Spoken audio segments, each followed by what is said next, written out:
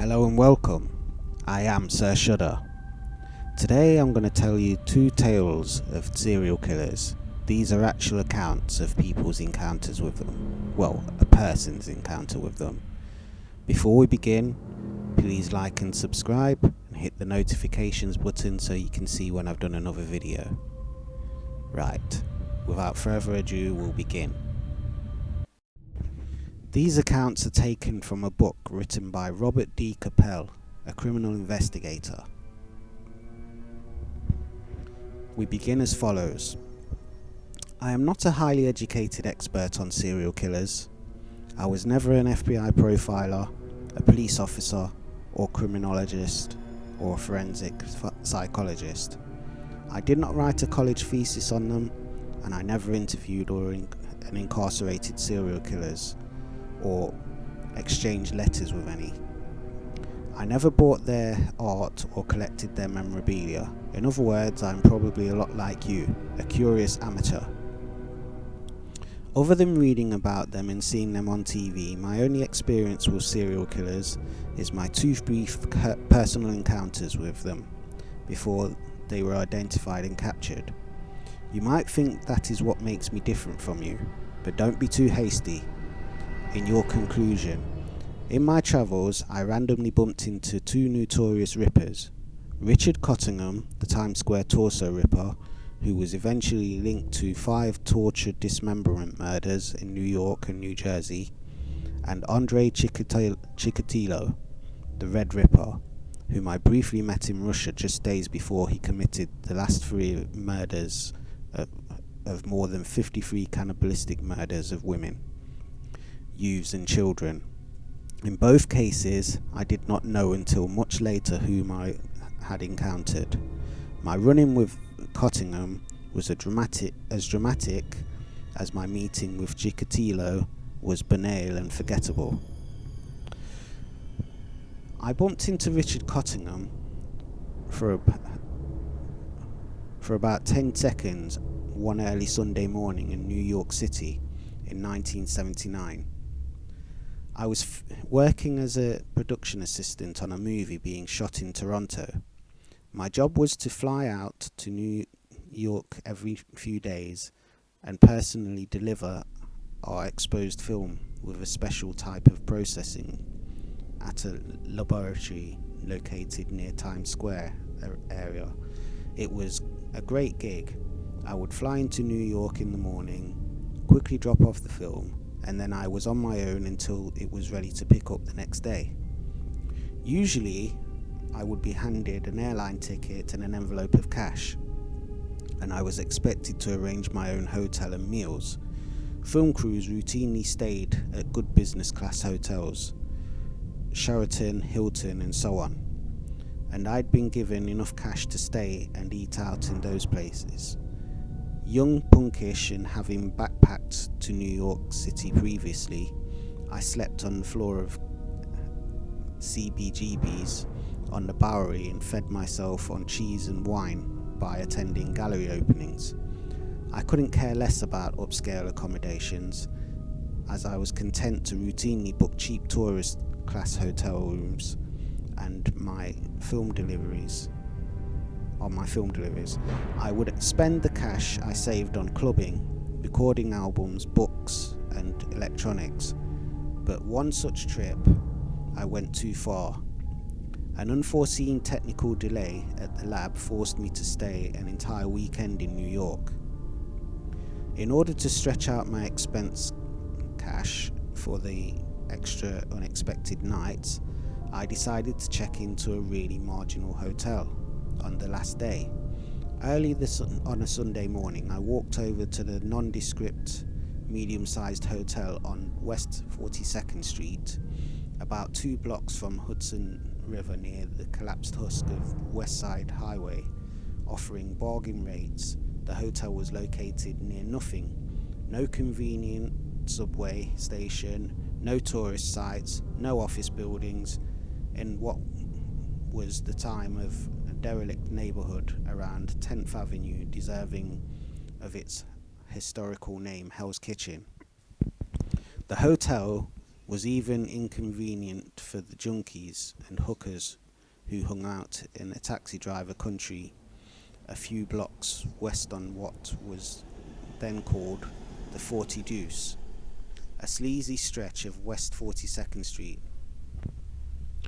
with pawn shops, live sex shows, and knife stores that ran from Broadway and past the bus terminal toward 8th and 9th Avenues. The hotel had bargain rates, but the price it appeared to be clean and secure enough, and within quick walking distance of the film lab I would have to go to early the next morning. I showed up without reservation and was told that a room would be ready for me shortly if I would wait about half an hour as people were checking out. I decided that in the meantime I would go up and wander around a few floors just to see how bad the place really might be. As I waited at the elevator, I was mildly annoyed to see that it had stopped for what seemed to be an eternity at the top floor. Finally, the stored elevator began to come down, and when the doors opened, presumably the jerk who had held the elevator on the upper floor got off.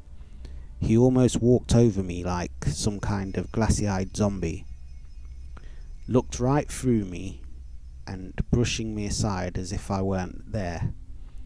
He passed me by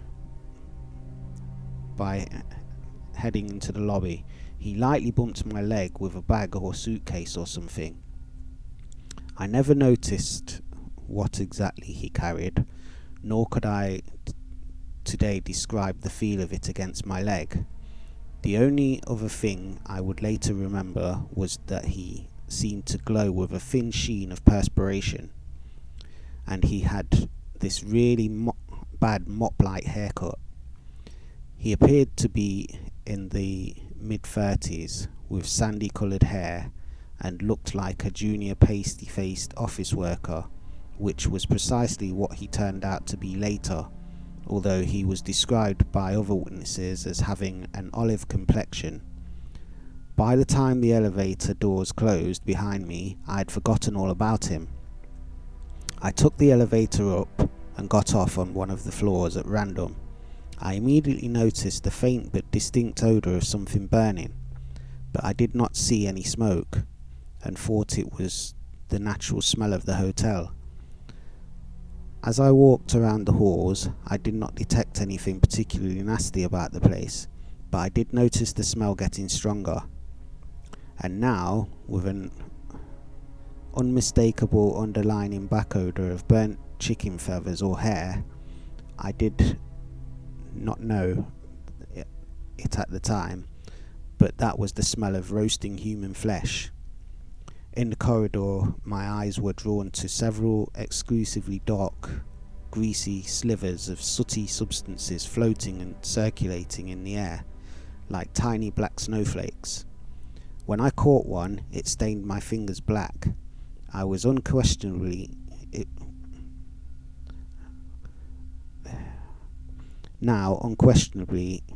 that of a building fire, the kind of woody paint burning smell. I heard all sorts of commotion and shouting on the stairwells, and the fire alarms began ringing. I quickly made my way down to the lobby, emerging just as the fire department was pulling up in the street outside. All this gave me a bad vibe about the place, to say the least. I left almost immediately to seek out another hotel without a glance backward. The next morning, I read in the newspapers that the firemen responding to the flames in one of the rooms of the hotel had discovered 2 corpses of murdered women laid out on twin beds that had been set on fire.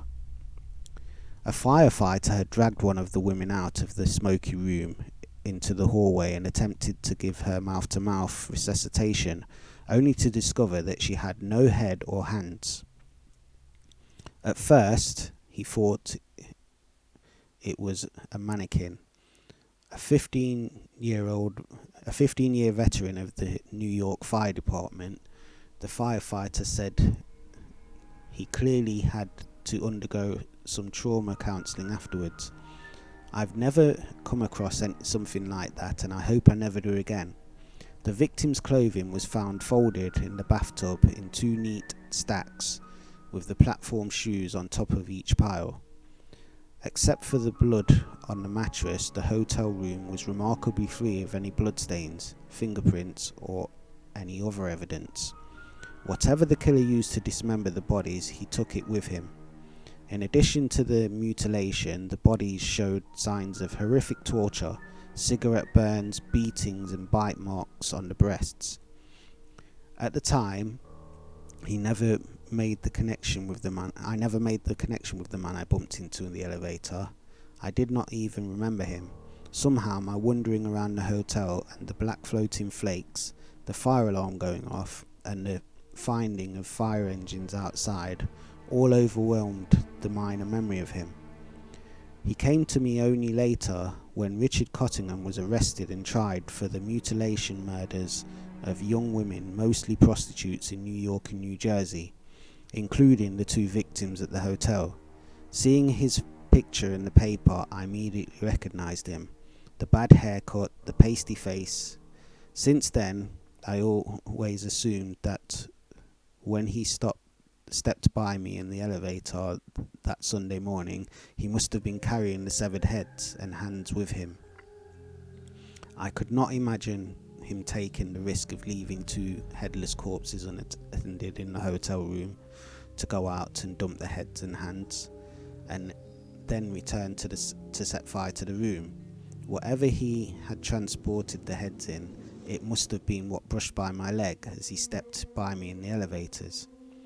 On the other hand, did he kill one woman and leave her body in the room, then go out to seek another, or were they both alive together before he killed them? Cottingham never said. Richard Francis Cottingham, aged 34, I learned, was the recently separated father of 3 children and lived in suburban New Jersey. Neighbours typically described him as an aloof, private, but doting father who always took his children out trick-or-treating on Halloween. The son of the insurance industry executive, a high school athlete, but nonetheless a lonely boy, Richard had been steadily employed for the last 16 years as a computer operator at Empire State Blue Cross Blue Shield Insurance Company on the 3rd Avenue in Midtown Manhattan. He was a valued and dependable employee. Choosing the 3 p.m. to 11 p.m. shift, he would do his killing in the morning, after work at night, or on the weekends. The heads and hands of the victims in Times Square Hotel were never found, despite an extensive search by the police of the river nearby.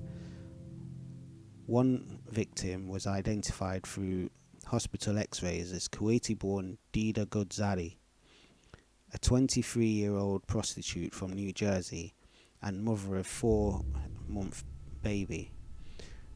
The other victim, estimated to be in her late teens, remains unidentified to this day.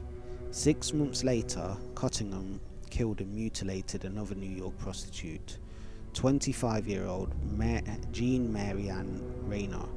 She was found in a historic but declined Seville hotel on 29th Street near Madison Avenue.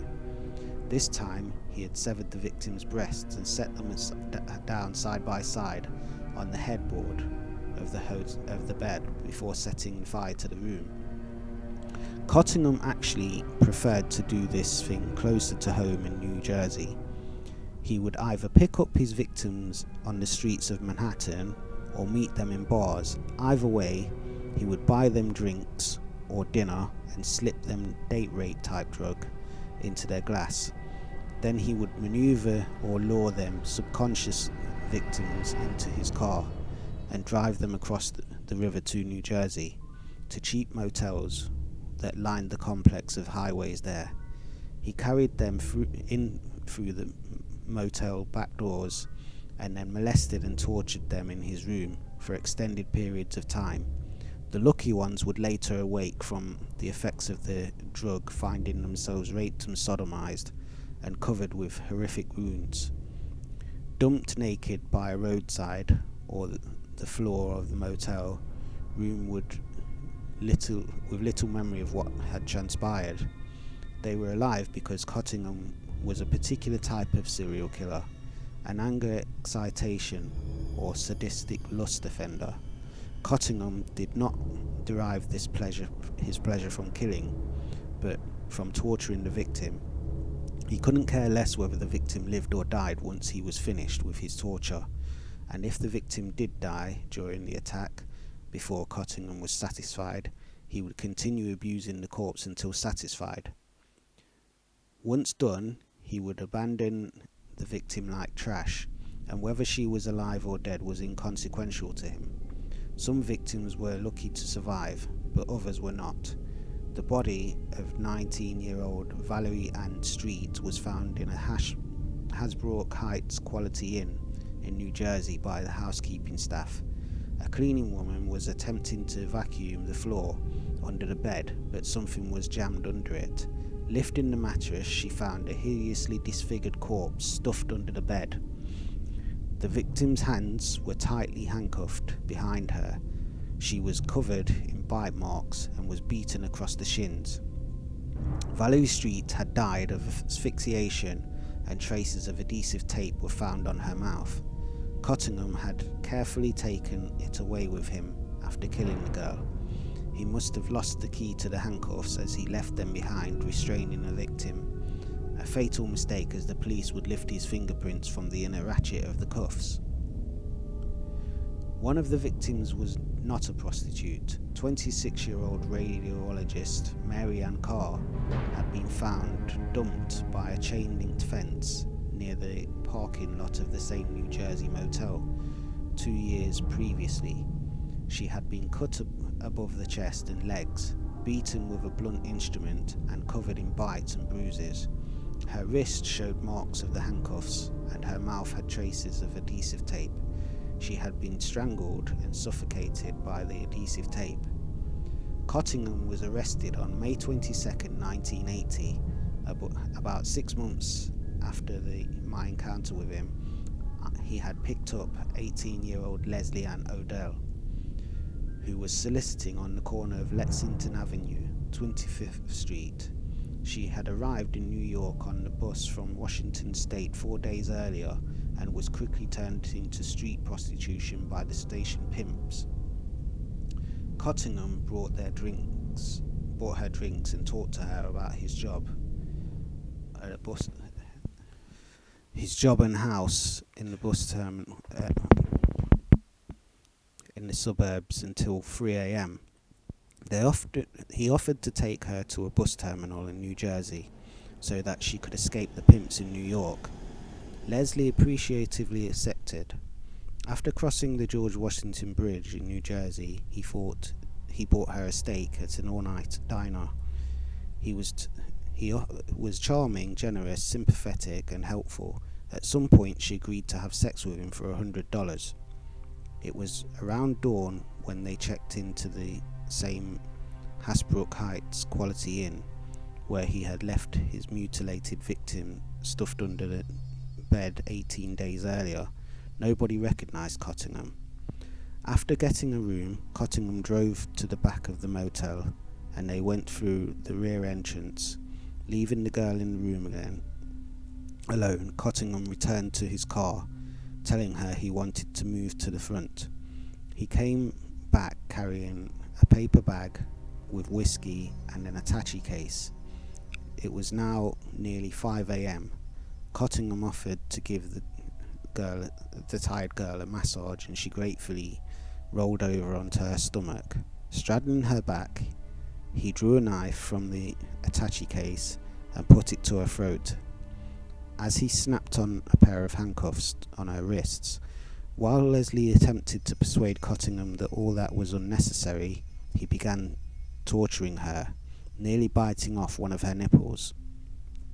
She later testified that he said, "You have to take it. The other girls did. You have to take it too. You're a whore, and you have to be punished." The charges that would be listed, Cottingham New Jersey indictment give us some idea of the next 4 hours passed by for Odell. Kidnapping, attempted murder, aggravated assault with a deadly weapon, aggravated sexual assault while armed, rape, aggravated assault while armed, sodomy, aggravated sexual assault while armed, fellatio, possession of a weapon, possession of controlled dangerous substances, secobarbital and amobarbital, or tuinal, and possession of controlled dangerous substance, diazepam or Valium. Between bouts of rape, sodomy, forced oral sex, biting, beating, cutting with a knife, and whipping with a leather belt, Cottingham would pause to gently wipe down the face of his victim with a cool, damp washcloth. Then he would begin anew. Odell's muffled cries of pain became so loud that the motel staff, already spooked by the murder 18 days earlier, called the police and then rushed to the room demanding that Cottingham open the door. Cottingham gathered up his torture implements and dashed out of the room, but was apprehended by police officers in the hallway. That was the end of Cottingham. For his crimes in New Jersey, and he received several terms ranging from 60 to 95 years, a term of 25 years to life, and another term to run consecutively to a minimum of 30 years. And he was extradited to New York to stand trial for the Torso homicides there. We won't be seeing Richard again. Cottingham denied committing any of the murders, so the bite to the bitter end, despite the fact that some of the victim's property was found in his home. His fingerprints were found on the handcuffs restraining one of the victims. The only thing Cottingham admitted was, "I have a problem with women." My brief run-in with Cottingham was a hell of a story, and I told it for a long time. Long after had I met, but did not know, yet another serial killer. One for the record books, the Ukrainian cannibal Andrei Chikatilo, who killed and mutilated an extraordinary 53 victims in the Soviet Union. In 1990, I was making television documentaries, and in October of that year, I found myself in Moscow making a film about the changes taking place there under Gorbachev. One day, we came upon an extraordinary sight. A tent city with about 500 people had been spontaneously erected on the front lawn of the hotel immediately behind the Red Square. Beneath the domes of the St. Basil's Cathedral, the residents seemed to have come from all parts of the country and were mostly aged pensioners protesting Stalinist abuses of the past. They had bizarre placards attached to their tents and shelters. Some pasted to their foreheads little slips of paper with protests with strange things written in broken archaic English, such as "Lenin is bonehead." Others held up placards with elaborately laid out documents, letters and photographs documenting their complaints. I waded into the country with my crew and started speaking with some of the people, seeking out possible interviews to film. It seemed that almost everybody there was somehow traumatized and mentally ill, and considering what had happened to them during the Stalin era, it was understandable. At some point, I spotted a small stand decorated with the white, blue and red of the old Imperial Russian tricolour flag. In 1990, it was still a rare thing to see those colours in the USSR. It belonged to a gaunt man with greying hair, and big glasses. His other features I cannot recall, other than his being closely shaved and dressed relatively well for the USSR, in a mid-length jacket, clean shirt, neatly knotted tie. He looked to be maybe in his late 40s or early 50s, and stood out with his neat dress and younger age when compared to the many ragged, scruffy, bearded Russian pensioners occupying the tent around him. There was something refined about him, perhaps delicate or prissy. Next to him was a typical battered leather briefcase like those that almost every Soviet bureaucrat and office worker carried. He introduced himself, but later I forgot his name, where he said he came from. At first, he spoke quietly, calmly, and in a highly educated manner. The few phrases he attempted in English were well pronounced and grammatical. He reminded me of a librarian. He explained that he held several university degrees and was not like the rest of the rabble around him. As his story began to pour out, he gradually was overcome with emotion. His eyes welled up, and tears and glasses actually fogged up. But his story was so absurd that I would never forget it. He was here in Moscow, he told me, to see Gorbachev, to complain that somebody was building an illegal garage and toilet beneath the windows of his son's apartment. It was a conspiracy, he wailed. I had just interviewed an old woman a few rows away who had told me she was dying of cancer and 50 years earlier had been arrested and put in a gulag while her children were sent to a state institution. She had not seen them since and was desperate to find them before she died, but the authorities were not helping. This neatly dressed man's prissy complaints about a garage seemed to me petty and stupid in comparison, and worse, boring television. Searching for somebody else to interview, I drifted away from him, and as fast as I politely could. Not even listening to the last few things he had to say, I quickly forgot all about him. That is how I missed filming an interview with Andrei Romanich Chikatilo, the Red Ripper, Citizen X. 3 weeks before his capture, one of the most prolific serial killers in modern history, while cutting him, I forgot everything about Chikatilo other than the neatness of his dress and benignity of his complaint.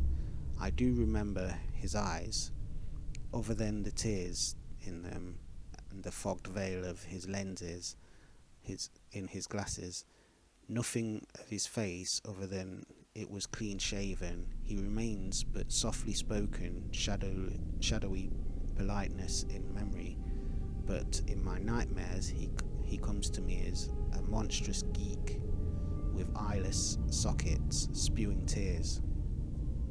Within days of my brief conversation with him in Moscow, he would return to his home in Rostov in the Ukraine to kill his 51st known victim. Riding on a local train, he convinced a 16-year-old mentally handicapped boy to accompany him to his cottage, with the promise that there were girls there. The two got off the train. Chikatilo walked the boy into a dense wood where he would suddenly force him to the ground and rip off his trousers. He tied the boy with a rope that he carried with him in his briefcase just for a kind of occasion, and then rolled him over and removed the rest of his clothes. Was it in the briefcase I saw that day in the tent city? He molested him and then bit off the tip of the boy's tongue and then stabbed him repeatedly in the head and stomach. Afterward, he cut off the boy's genitals and then threw them into the bushes.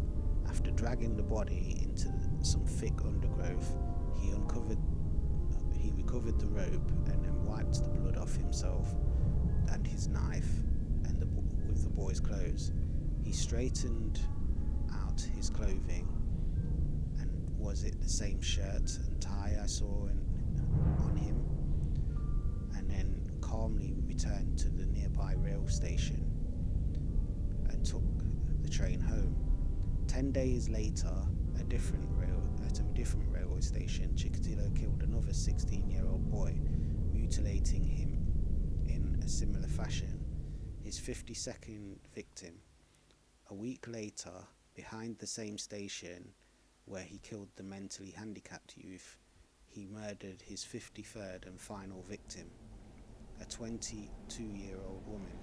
He cut off the tip of her tongue, both her nipples, and after mutilating her genitals, after he emerged from a bush with blood smeared on his face, he was washing up a platform water tap when a police officer on the lookout for a killer briefly questioned Chikatilo, recording his identification. He was allowed to continue on his way.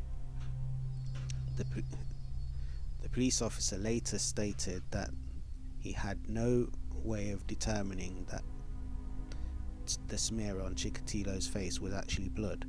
Gorbachev's new rule strictly regulated police conduct towards citizens.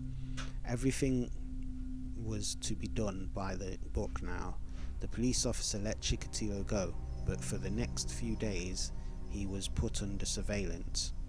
When the body of the female victim was eventually discovered near the station where he was questioned, Chikatilo was immediately picked up. The following year, I watched the Chikatilo trial on the Russian television and saw photographs of him. Chikatilo had killed women, girls, boys, and youths indiscriminately, almost always luring them either to a killing shack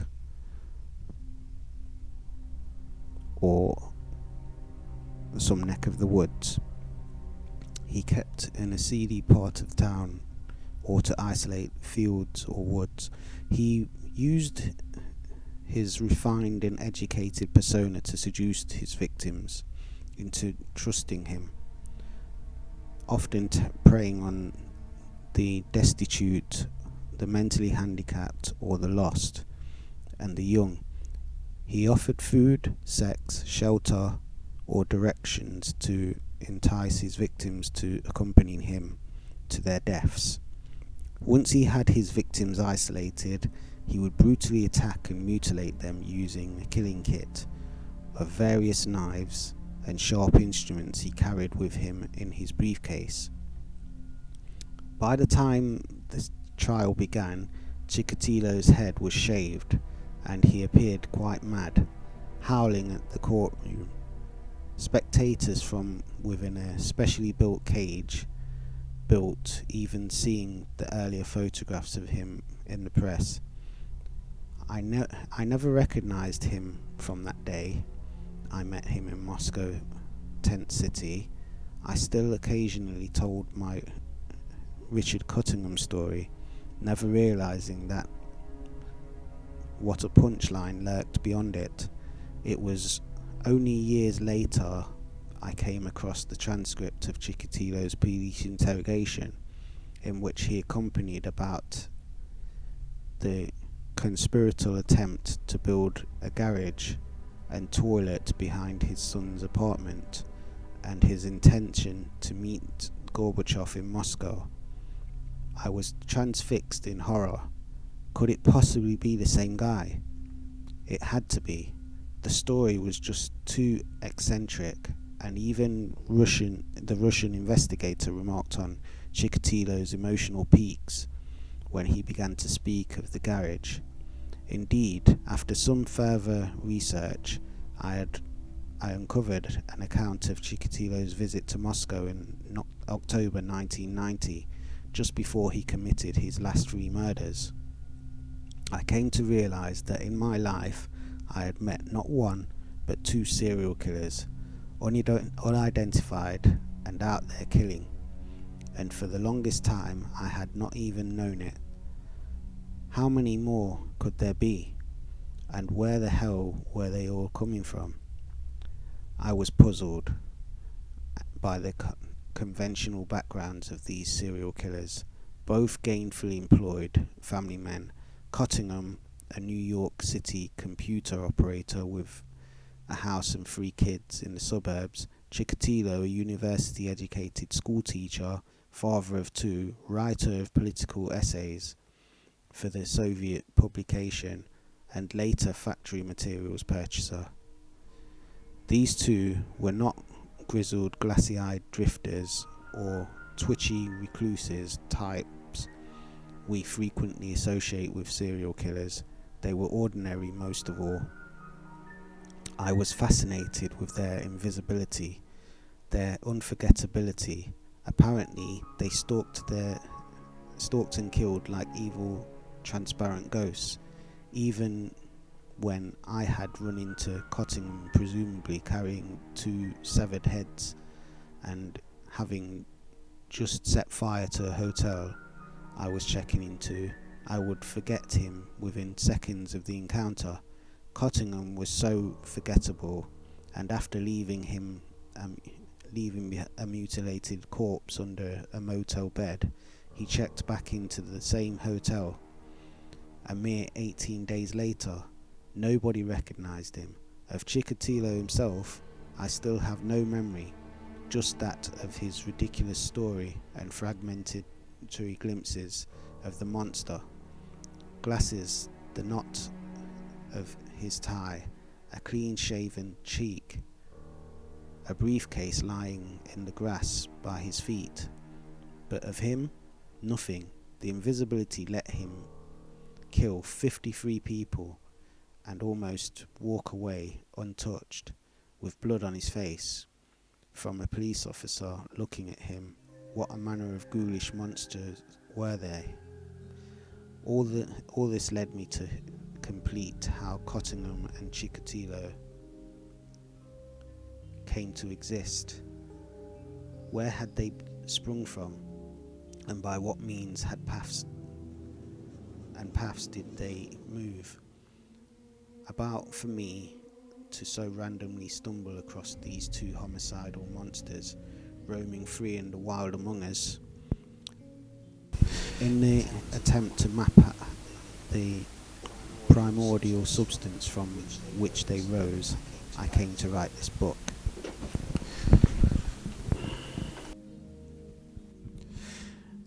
These 2 stories were taken from a book by Peter Vronsky called Serial Killers. Did you enjoy it? If you did, please like and subscribe, and don't forget to hit the notifications icon so you can see when I've done another.